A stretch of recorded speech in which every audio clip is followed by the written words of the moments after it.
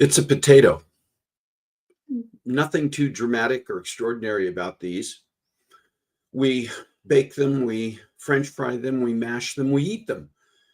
But what would happen if you took 20 pounds of these and stuck them inside your pants? And why in the world would you even do that? Well, we're going to find out a little bit more about that today with our guest. So put on the brakes, grab a cup of coffee, and join the conversation because it's time for Coffee Breaks with Steve.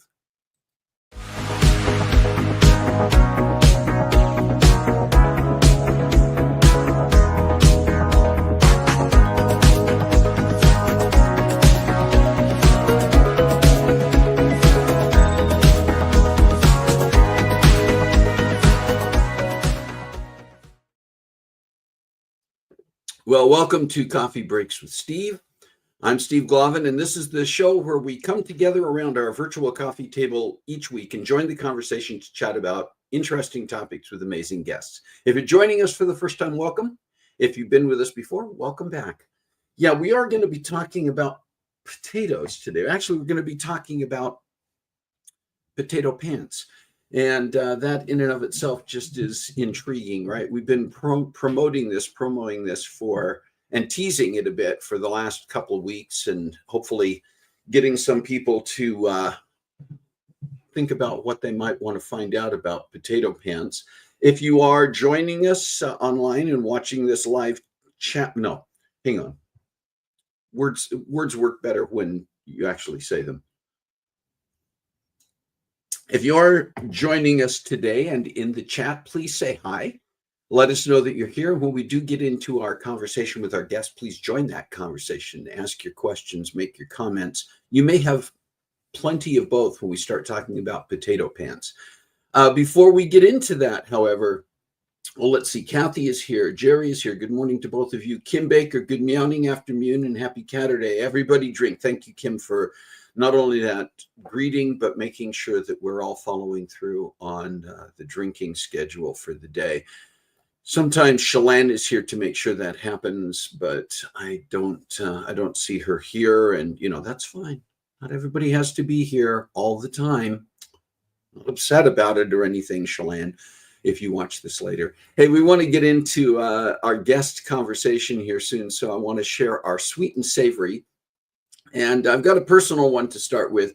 Many of you who are on here know that my wife, Carol, is an amazing singer, has been for many years. And over the years, she has participated in music, a lot of it in church. She has been a soloist. She has sung in small groups. She has sung in choir.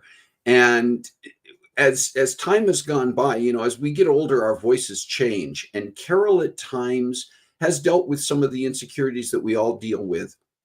Says, I don't know if I can sing anymore.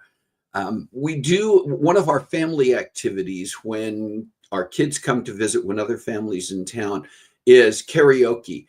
We've not only gone out to places, bars and restaurants and places that have karaoke nights, but we have our own setup in our basement. We do karaoke here as a family. Sometimes that's kind of a safer environment. Anyway, all of that aside, earlier this year, before this year, once we moved to Spokane, Carol became aware of an organization, a group that's located here in Spokane, and had been considering looking into what might be involved in participating. And earlier this year, after she finished doing some contract work that was taking her out of town on a regular basis, when she was a little more stable at home, she reached out to and began connecting with this organization, this group, and even began attending as a guest their rehearsals on a weekly basis, getting to know the members involved. And in preparation for this last week, she officially auditioned for and was accepted into an organization called Spirit of Spokane Chorus, which is a member organization, a member chorus of the Sweet Adelines International. If you've never heard of Sweet Adelines, they are the international barbershop group. They have barbershop quartets, they have barbershop choirs, choruses, and the Spirit of Spokane is one of the premier barbershop. It's women's barbershop. And the Spirit of Spokane group here in Spokane is one of the premier groups in the country. They have won competitions, and the groups do go annually. They go somewhere in the country for competitions.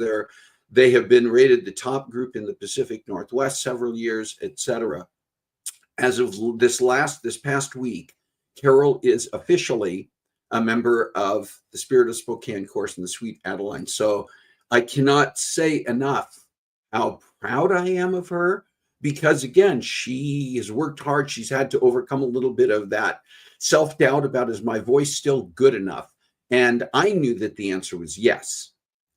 Carol had to get to the point where she was comfortable knowing that the answer was yes. This is just the amount of time I've seen her at home, pulling up YouTube videos with voice teachers and workshops and practicing and going through exercises. And I think she's put as much into this as she ever did in her younger days when she was officially taking voice lessons and working regularly to be singing in public. So she will be a part of this group. I'm looking forward to going to their concerts and seeing her be able to participate on the risers, in concert, in competition. But in the meantime, I think this is also a terrific group of women who are getting together that form a community. So I congratulate Carol, and I am so thrilled for her that she has the opportunity to do this. Hey, I have one birthday that I want to share this week, and it is my aunt, Joan Sparks. Joan married my uncle, Wally, who is my mom's brother, back in the early 60s. And I actually, as a very young child,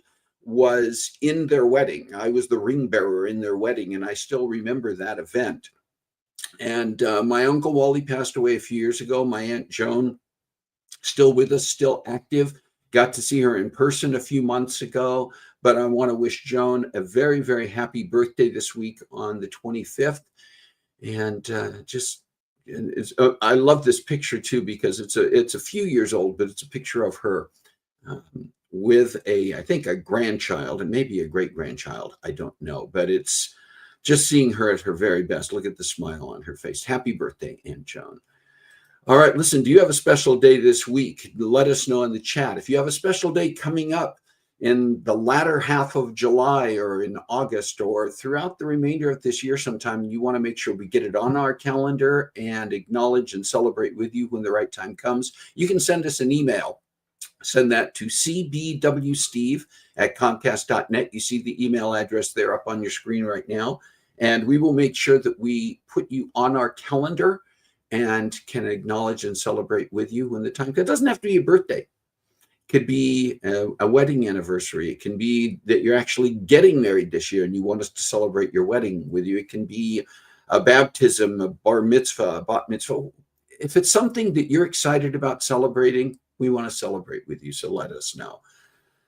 All right. I want to tell you a little bit about our guest and get into that. I want to take a quick look here and see who else has come on board. It looks like Rick is here. Carla is here. Good morning to both of you. All right. And again, if you are joining us, make sure you say hi. You see it running across the banner at the bottom. We remind you throughout the show, let us know that you're here. This is your virtual coffee table, and you're going to be part of the conversation. All right, listen, as we get into this, I want to tell you a little bit about our guest, and then you're finally going to learn exactly what this whole potato pants thing is about. Our guest today is Jeff Feen. Jeff is a resident of Yakima, Washington, where a medical diagnosis several years ago led him to connect with the foundation, raising money and doing research for his condition, which you will learn about when we have the conversation. Through that foundation, Jeff learned about an event that he could organize locally to raise awareness and raise money to further research. And earlier this year, he put together and held the first Potato Pants Yakima fundraiser, raising over $6,000 in his inaugural event. Jeff was a competitive athlete throughout college, and his career, which included roles as a wildlife biologist and a professional firefighter, have provided him with a drive to see things through. He's already working on next year's Potato Pants event and committed to seeing Potato Pants events grow in Yakima, throughout the Northwest, and across the country. So now, please watch, enjoy, and get involved in this conversation with Jeff Feen about Potato Pants. Jeff, welcome to Coffee Breaks with Steve. Thank you for taking the time to join us today to talk about what I think is an interesting topic, and we're going to get to that in a minute. How are you doing? Pretty good. How are you today? I'm doing great. So, we shared some information going into this about you and your project, but we left it a little bit open because we want people wondering. And I'm going to ask you, I think we have to start with the obvious. What is the meaning of Potato Pants? Right. So the Potato Pants is an event where people wear specially made pants and there's 20 pounds of potatoes in them.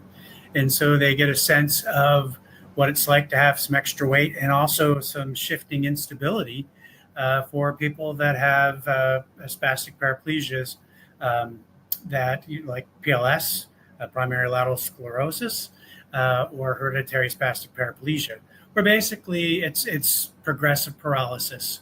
And so your muscles are not working. So the signal from your head either gets there too slowly, too weakly, or not at all. So people get a chance to see what it's like. See what it feels like. So where did that come from? I mean, where did the concept of putting potatoes in pants to experience some of that sensation and understanding come from to begin with? It came from Austria. It came from a woman who has HSP, hereditary spastic paraplegia. And she was walking then, and I believe now she's in a wheelchair. But in 2014, she was hiking with her daughter, and her daughter asked her, "Mom, why do you keep stopping?" And she said, "Well, it's kind of like I have potatoes in my pants." And so she was telling that story to a coworker the next day, and the coworker was laughing because it's a great image, potatoes in your pants. Um, and so her students did a race. She's a English teacher at a high school there, and so they took it upon themselves to do a race with potato pants. And so they just did it in the gym, just to let people know what it was like. And so it's not really taken off in North America. There's been a couple of events here in North America, but we're trying to get it started. And it's become a fundraiser for the Spastic Paraplegia Foundation.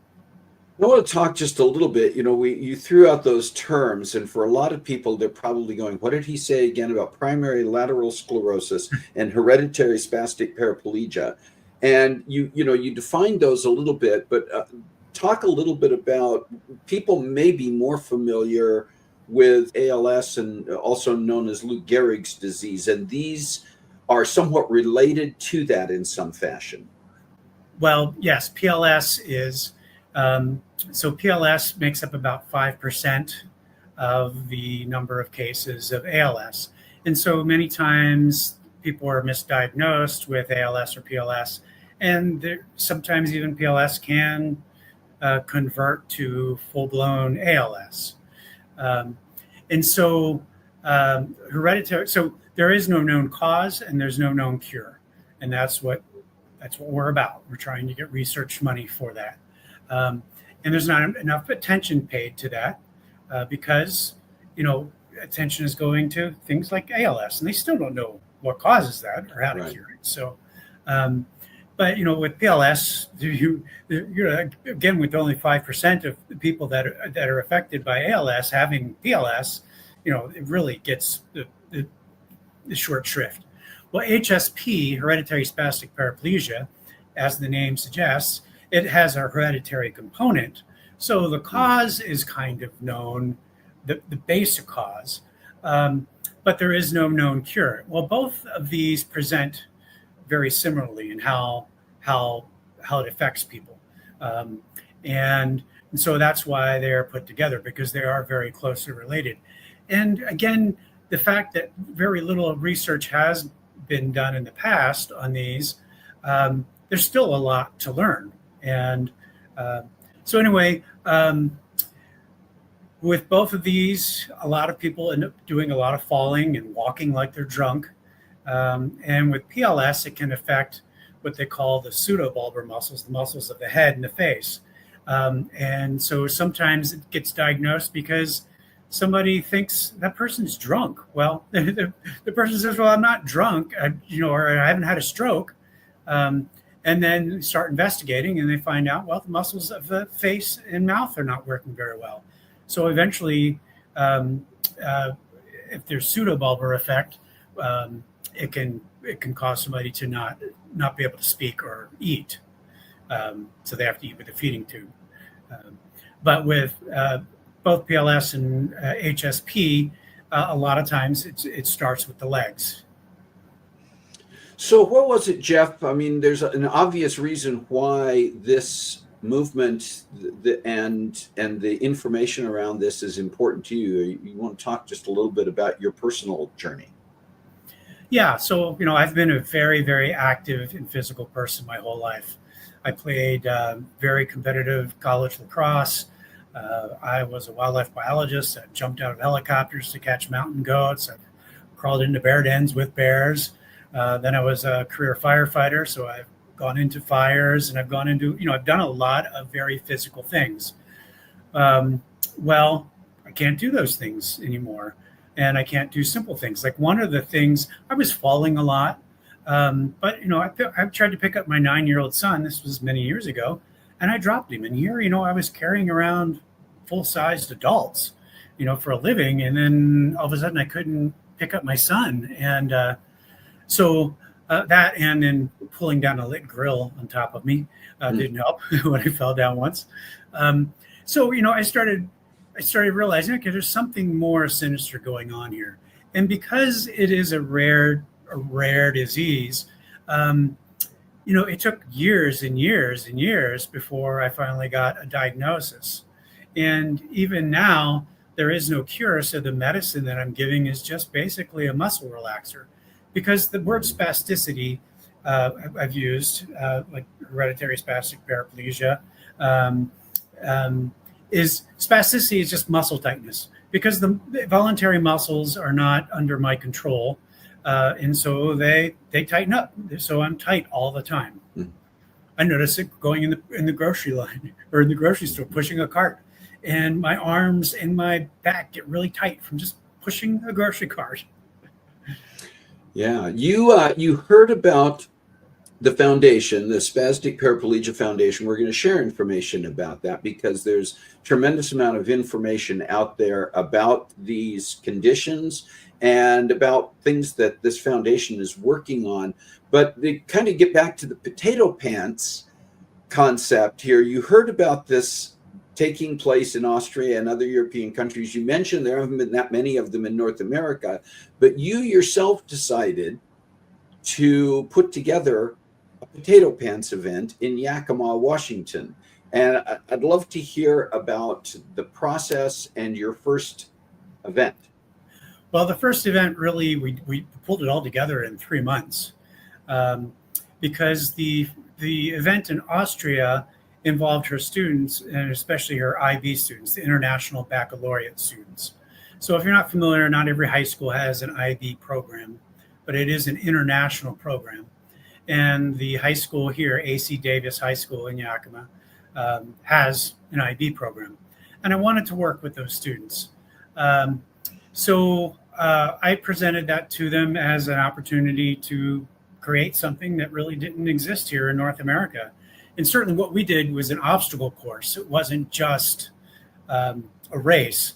It was stepping up and off a curb. It was ascending and descending some stairs. We just used RV stairs, rolling over on a mattress, because rolling over in bed is really difficult when your muscles aren't coordinated and working very well. And then taking off your shoes and picking something up and putting your shoes back on, all of which takes extra time. It is not real easy. Because our bodies, we're really highly synchronized, coordinated beings. I mean, you think of a toddler or little baby when they're first just learning to walk and stand. It takes a lot of coordination and a lot of things you don't even really think about. Well, when those muscles aren't working again, you end up doing that. And well, falling hurts when you're an adult. Little kids do it all the time, but as an adult, well, there's a little more mass hitting the ground.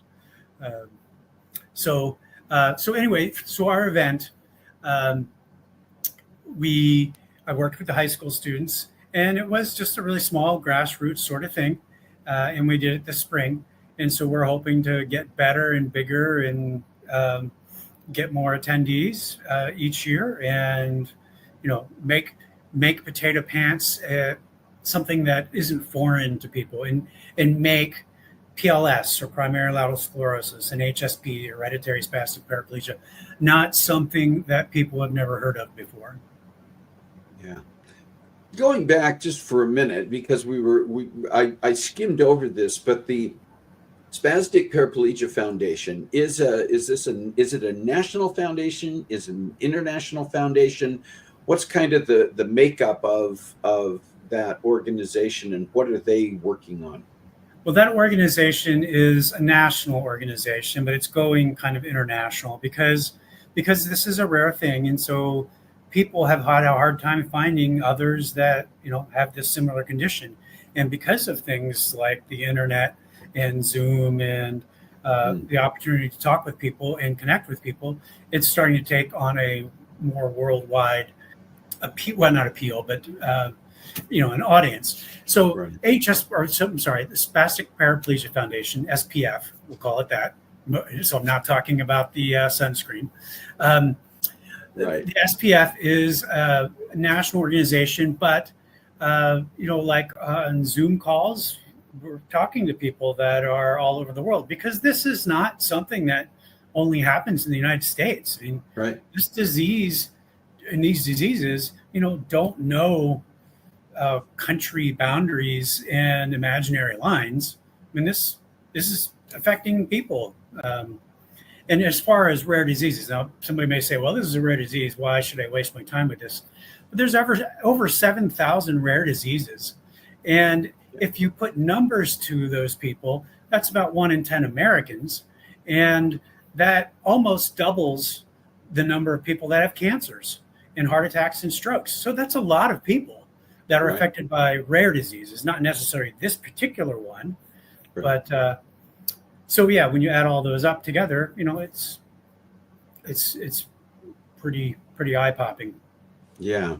You talked about your first Potato Pants event, and I know when you and I spoke previously, you said that in some ways you were hoping for more, and obviously you talked about putting this together in a 3-month period of time. Now, I've worked on events in the past, and that is an accomplishment in and of itself. But what are you looking forward to doing in the near future as you're planning for the next time that you want to do a Potato Pants event or events? What are you thinking in terms of a time frame? When do you see it happening? Is it again in Yakima? Do you see other venues where it might take place? And who do you see getting involved in a future event? Right. So given that, I have a whole year, because presumably the next event will be next spring, we'll work a little bit more on getting partners and co-sponsors and working on the donations and just building up hype about this thing. So, we anticipate making it eventually, a little bit at a time, more of a festival.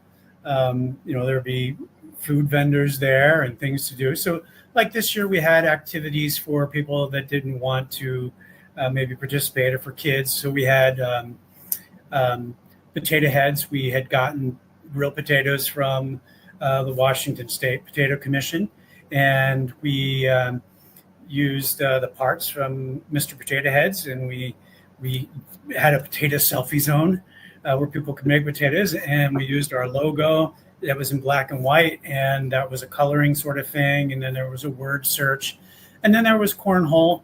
But actually, I built one the other day. I made a potato hole board, which actually has more holes in it, and it's going to have eyes. Potatoes have eyes, but it's going to have human eyes, and the eyes are going to denote the value. And if you get a stink eye, well, that's a negative value. So it's going to be a little bit like skee ball. So it won't be just cornhole with just one hole. And each board is going to be a little different. The holes are going to be randomly placed differently, and the values are going to be placed differently. And it's going to be painted up like a potato, so it looks a little different. So you'll have basically numerous games by just switching the boards. That's cool. That's really cool. And I think it's important to mention that this event that you held this past spring, and what you're looking at doing in the future, raising money that will go to the SPF, the foundation, nationally, to help with their ongoing research and to help with the programs that they are putting together on a national basis. Is that correct? Correct. And so the SPF is an all-volunteer organization, and it's the only organization funding research specific to HSP and PLS. So, normally, organizations like the ALS organization and the Muscular Dystrophy Association, they're up here raising funds. Well, that money goes to research for those specific things, but we're like way down here. So none of that ever really trickles down to us. We're kind of hoping that maybe something that works for one of these other conditions may trickle down and be useful to us, but we don't want to wait forever. And so we're trying to help ourselves out. So since it's an all-volunteer organization, the majority of the funds, like 97% of the funds, go directly to funding research. So this organization is just about handing out money to do research specific to these particular things. Yeah. So I always tell people, your money's not going to pay salaries or to pay rent on a brick building. Right. It's going to research. I mean, what you are doing, you're putting together on your own and with a small group of volunteers and who are working with you, and what the foundation is doing on a national level is also working very much on a shoestring and grassroots type of fundraising in order to further this cause and to further the research. Correct. Correct. And so, there's golf fundraisers and all kinds of other fundraisers, but there's no like one signature event. And I'm kind of hoping that Potato Pants will become a pretty signature event because it's very specific to these conditions. Yes. But, there's a lot of people that limp for whatever reasons, but, or, are in a chair that just can't, I say limp because thankfully I'm still walking, but I'm walking like a drunk man. Yeah, and the Potato Pants, I mean, what a clever way to draw the attention and to get people focused a little more specifically on these conditions and this foundation. Jeff, if people, as you're planning for the future, you are looking for this to grow. We're talking Yakima right at the moment, but do you have other locations where you have contacts where you would like to see this develop? Yeah, I would like to grow it into areas. And I thought of like the Spokane area because my son's going to be going to school over there, so I'm going to be spending a lot of time over there in the next couple of years.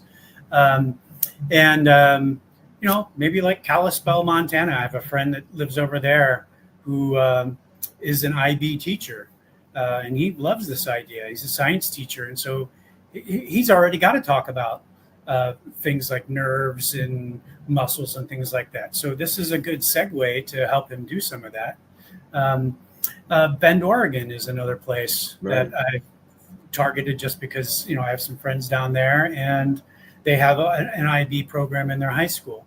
But, if those are the things that, I bring to the table as far as connections go. But, if there are other places and other connections and other people want to get involved, that's awesome because the SP Foundation, they have a website. They have a thing on their website about do a Potato Pants event. And there's that information is also linked in our Facebook page. So anybody can start a Potato Pants event. Right. So let's talk just for a moment about the fact that people watching this right now may say, I'd love to connect with Jeff. I would like to find out what I might be able to offer in helping him put together future events or how I can become a partner in donation or volunteerism, whatever it might be. Where can they find information about you and your event and how can they get in touch with you? Okay. Well, first off, type in Potato Pants Yakima. And that will take you pretty much to our Facebook page. It's usually the first one or two things that's on there that shows up in a search. And that will take you to our webpage. The SP Foundation, the Spastic Paraplegia Foundation is sp-foundation.org. But, you have to find us roundabout way. And then people can just email me at feen.j98902@gmail. I'd love to hear from people and I'd love to help people get started. But the event itself can be very simple, and you can find that information on the sp-foundation.org site, on how to do one yourself. Because the pants are fairly easy to make. The potatoes, because potatoes are hard to get in other places, thankfully, we live in a place where I can get potatoes, but they take a beating after you run around with them in your pants.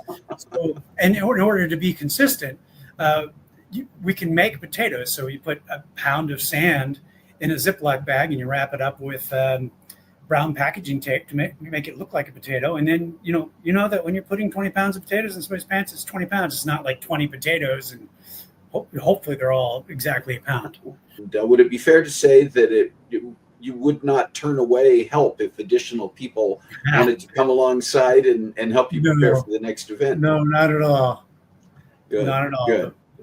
And it's good because, I have some ideas, but then the people that I worked with the students, and they had some great ideas. I was like, oh yeah, let's go that route. Yeah. Let's do that. So they especially when it came time to technology, They were much better at it than me, and they had great ideas. Yeah. Well, as we get ready to wrap up here, is there anything else that we haven't covered that you'd like to make sure we share with people tuning in? Um, no, it's just that I think that as as you start paying attention to something for whatever personal reason you have, you start to notice there's more of it out there, and so there are a lot of people out there that have disabilities that are like I said, there's over 7,000 rare diseases, and so it starts to make you more empathetic. And if you're not, well, great and good for you, but be very thankful of that, and give somebody else a break. You don't know what's going on in their world. That's right. So, well, good. Well, Jeff Feen, thank you so much for taking the time to join us on Coffee Breaks with Steve. Thank you for sharing the information about primary lateral sclerosis and hereditary spastic paraplegia and the foundation that you have connected with in order to help find hopefully cures down the road someplace, but at least doing the research to find ways to deal with this. And thank you for telling us about potato pants and about the events that can be put together for that. Yeah, it's a fun and funny thing to say and do. That's right. People have asked me, "What are you going to run around with 20 pounds of potatoes in your pants?" I was like, "Well, I do that every day." And so somebody asked me what my role with the organization was. It's like, role? I'm just the guy with potatoes in his pants. There you go. What that's talk about having something that you could put on your business card. That's a good one. Yeah, that's right. All right, Jeff. Well, listen, take care, and we'll be keeping in touch and following up to make sure that we're continuing to find out how you're doing with all of this and to share it with people along the way. Well, and like I said, Spokane's on the list, so yes. Hopefully, I'll be seeing you guys all real soon. We'll be ready for you. All right, take care. Thank you. Take care.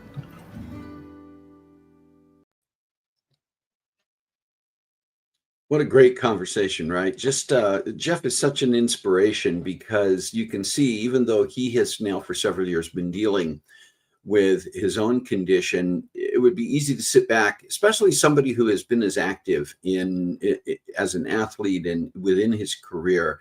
You could see how he could just end up sitting around feeling sorry for himself.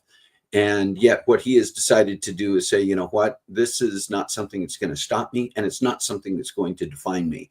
But he's using this as an opportunity to find ways to make a difference. And that was one of the reasons that I was excited about having this conversation with him and sharing it with all of you, and hopefully with a much broader audience, because I do think that it speaks so well to what we promote here on Coffee Breaks with Steve. My big thanks, huge thanks to Jeff Feen for taking the time to share and for all he is doing. As we get ready to close out today, once again, want to thank all of you for being here. I know a few people joined after we got into the conversation with Jeff. Shalane, you're here. Thank you. Shalane was actually the person who introduced me to Jeff Feen. She had worked with him in the work that she does in Yakima and made sure that connection took place. And she even actually teased it with just saying potato pants. And I was like, what? She said, meet Jeff, you'll find out. And I did. So thank you for that, Shalane. I saw that Carol joined along with Remy and Jameson have been watching. So hello to all of you, as well as others who may have joined during the course of the conversation. I'd love to hear what you thought of, I know some of you have made some comments, but oh, Jeff's on here. I see a comment by Potato Pants Yakima. Jeff, so thrilled. And man, just so much inspiration there, my friend. So thank you.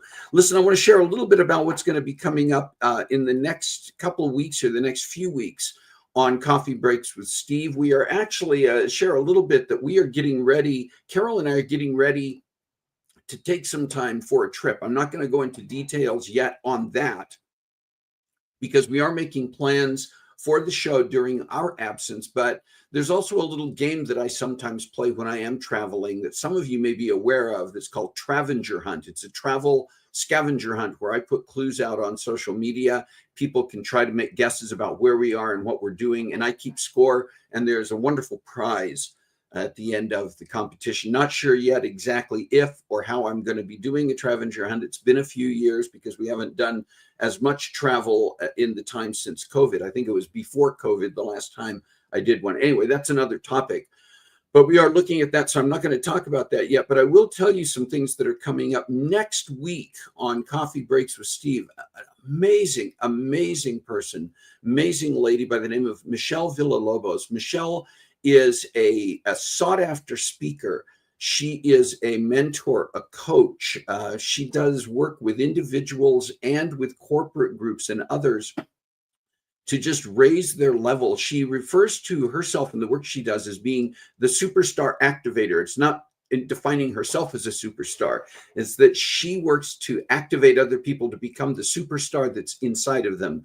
Her background has included sales, it's included magazine publishing and other things. And she's going to be here next week to share kind of her own story, how she kind of came through her own journey of being a goal seeker and someone who worked sometimes overachieve and then had to find a different philosophy of life to really become fulfilled and seek fulfillment and seek really joy in the things that she's doing.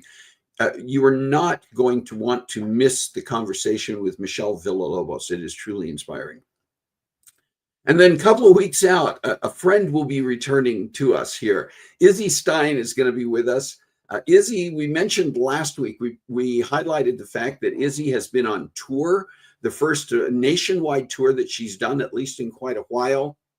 She's already had some fantastic opportunities to promote the album she released earlier this year, and has got some interesting things coming up. The tour is only about half finished, and she's going to be in just this little gap between segments of the tour. She's going to join us to talk about what has taken place so far, what she has coming up, and share a little bit with us about the Body of Gold dance that she developed and has been getting other people to do with her online. You're going to want to be here for that. You know, Izzy is always amazing and charming, and it's going to be a great conversation. And then going out 3 weeks out, our dear friend Kim Baker, who is on here today, is going to be back with us again. And she's got some very interesting perspectives on simple mindfulness techniques. How do we get into that state of, it really kind of goes along with it with people like Michelle Villalobos and even Jeff Feen. We talk about mindfulness and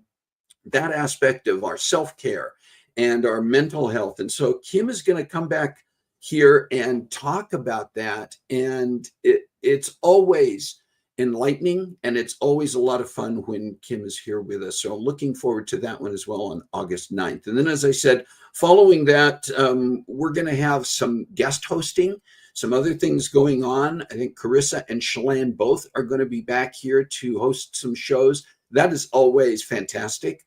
I kind of at times think, okay, maybe they should just, take this thing over. It should be Tea Time with Cheech or Coffee Clatch with Carissa or something. I don't know. But anyway, they always do a great job, and we're already in the works on planning some of those episodes. So you'll want to stay tuned for that. Also, we've been talking about this the last couple of weeks. You may have seen some things on our Facebook page and on our Instagram this last week. We want to put together an episode this fall about book clubs.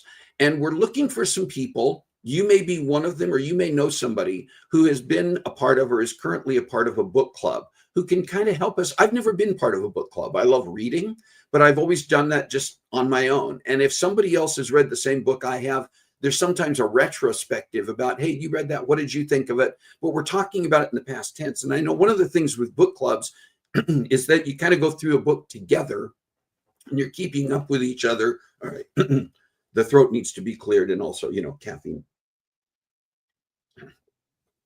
And with book clubs, there are probably pros and cons. I mean, there are things about the community. Then I swallowed the coffee wrong. There are things about the community of a book club that are probably, again, very much part of the motivation. And also you may think about things and learn things through conversation that you wouldn't have thought of just reading the book alone. But there may also be drawbacks. Maybe sometimes a book that is chosen by the group that wouldn't be something you'd want to read, and maybe you don't even enjoy reading. I'd like to hear about that. We would like to hear about that.